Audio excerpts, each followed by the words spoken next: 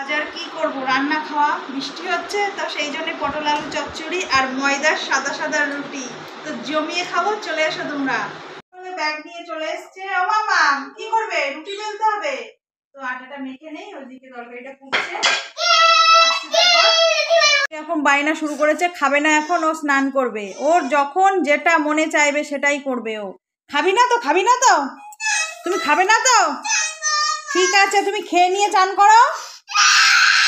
রুটি আর সবজি নিয়ে আমরা বসে গেছি খেতে। আমার মাম্মাম ওই যে বসে আছে, ও খাবে না বলে বায়না করছে, দেখো বই নিয়ে বসে আছে, এখন স্নান করবে।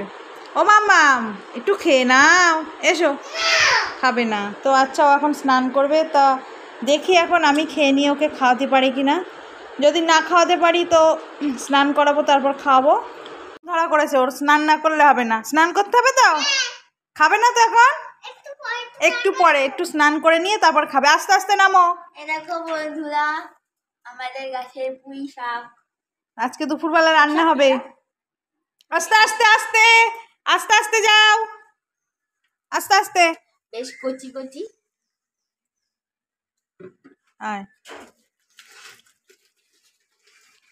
তো বন্ধুরা, বোনের স্নান হয়ে গেছে, মা গা মুছে দিচ্ছে, দেখতেই তো পাচ্ছ। আর সামনে আবার বৃষ্টি শুরু হয়ে গেছে, এতক্ষণ ধরন দিয়েছিল, আবার শুরু হয়ে গেছে। এবার মহারানী খাবার খেতে বসেছে। মহারানী, মহারানী, ও মহারানী খাও।